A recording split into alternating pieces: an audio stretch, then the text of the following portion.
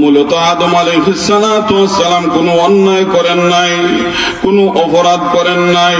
কেননা প্রত্যেক আম্বিয়া কেরাম এরা ছিলেন মাসুম, এরা বেগুনাহ, এরা গুনাহ কি জিনিস এটা বুঝে না এবং চিনে না। আল্লাহু আকবার। এরপরেও আদম আলাইহিস সালাতু ওয়াস সালাম কেন 350 বছর কানলেন? তার কারণ হলো আমরা হলাম আদম পয়গম্বরের সন্তান। আমরা দুনিয়াতে যাওয়ার পরে সন্তান কুমন্ত্রণায় পড়ে নিজের নফসের উপরে জুলুম করব, অপরাধ করব, অন্যায় করব। আদম পয়গম্বর আমাদেরকে শিক্ষা দেওয়ার জন্য উনি এত কাল পর্যন্ত কান্না করেছেন। উনি বারবার বলেন, আল্লাহ আমাকে মাফ করে দাও। মূলত কোনো অপরাধ করেন নাই, সামান্য পরিমাণের একটু স্লিপ হয়েছিল, যার কারণে এত অনুতপ্ত। মূলত হলো আমাদেরকে শিক্ষা দেওয়া। দুনিয়াতে যাওয়ার পরে তোমরা যদি অন্যায় করো, অপরাধ করো, তাহলে আমি তোমাদের বাবার মতো যদি কানতে পারো, মহান আল্লাহ তোমাদের জিন্দগির तमाम গুনাহ খাতাগুলি মাফ করে দিবে। আজকে চাওয়ার মতো আমাদের হাতে সময় নাই। আজকে নামাজ পড়ি, তাড়াহুড়া করে নামাজ পড়ে আবার মসজিদ থেকে বের হয়ে আসি, যেরকম কথা ঠিক কিনা? মুনাজাত করার সময় নাই, আল্লাহর কাছে বলার মতো সময় আমাদের হাতে নাই। অথচ কেউ যদি মুনাজাত করে তাকে মহান আল্লাহ দামি বানায়া দেন। কেউ যদি মোনাজাত করে মহান আল্লাহ তার মর্যাদা বাড়ায়া দেন, তার সম্মান বাড়ায়া দেন, তার ইজ্জত মহান আল্লাহ বাড়ায়া দেন।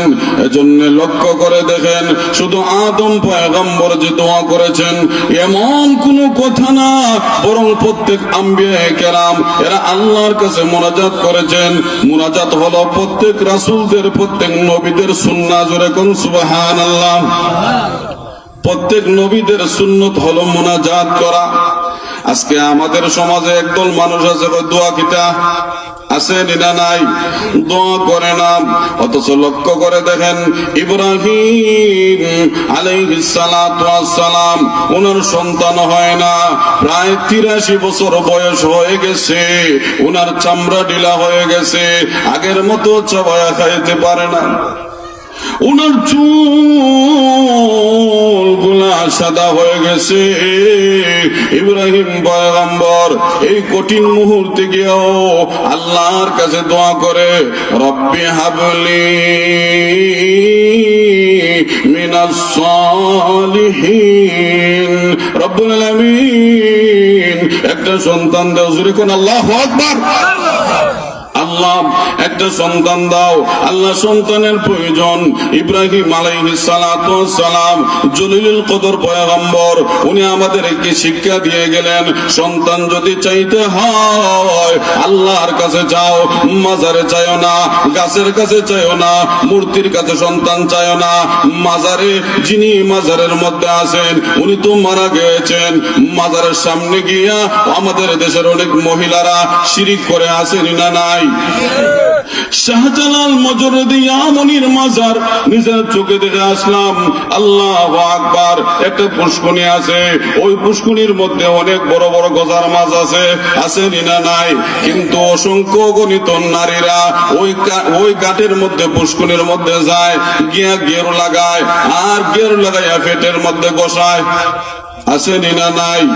এটা হইল শিরিক করা। সন্তান চাইতে হলে কার কাছে চাইতে হবে? আর একটু জোরে কন, সন্তান দেওয়ার মালিক কে? সন্তান দেওয়ার মালিক হলো আল্লাহ।